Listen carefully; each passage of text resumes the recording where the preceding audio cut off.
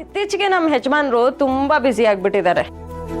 ಯಾಕೆಂದ್ರೆ ಅಪ್ಪ ನಿನ್ಗೋಸ್ಕರ ನಂತರ ಇರೋಳ ಹುಡುಕಿದ್ದಾರೆ.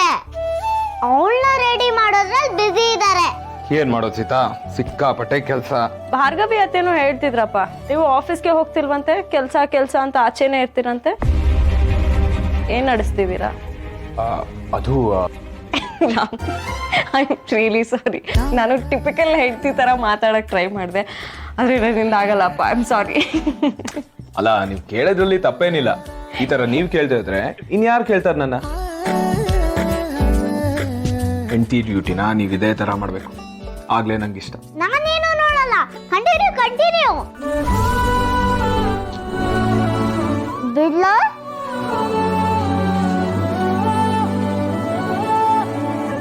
ಒಂದಂತೂ ನಿಜ ಸೀತಾ, ಅಕಸ್ಮಾತ್ ನಾನು ಏನಾದ್ರು ಕೆಲಸ ಮಾಡ್ತಿದ್ದೀನಿ ಅಂದ್ರೆ ಅದನ್ನ ನಾನು ನಿಮ್ಮಿಂದ ಮುಚ್ಚಿಡ್ತಿದ್ದೀನಿ ಅಂತ ಅಲ್ಲ, ನಿಮ್ಗೇನೋ ಸರ್ಪ್ರೈಸ್ ಕೊಡಕ್ ಮಾಡ್ತಿದ್ದೀನಿ ಅಂತ ಅರ್ಥ. ಈ ರಾಮ ಈ ಸೀತಾಗೆ ಯಾವಾಗಲೂ ಖುಷಿಯಾಗೋ ಕೆಲಸನೇ ಮಾಡ್ತಾನೆ. ಅದೇನೋಪ್ಪ, ಕಾಯ್ತೇನೆ.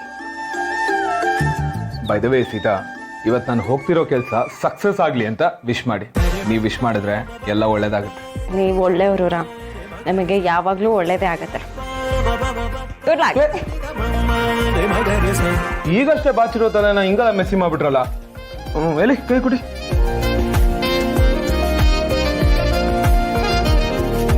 ರಾಮ್, ನಿಮ್ ಇಂಪಾರ್ಟೆಂಟ್ ಕೆಲ್ಸಕ್ಕೆ ಇವಾಗ ಲೇಟ್ ಆಗ್ತಿಲ್ವಾ?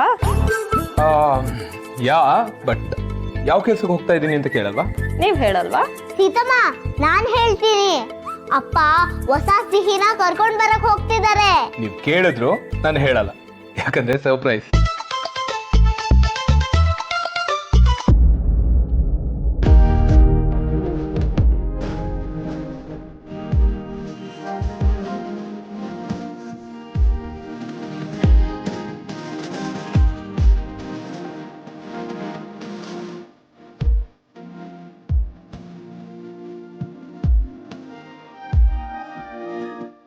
ಬಾಯ್.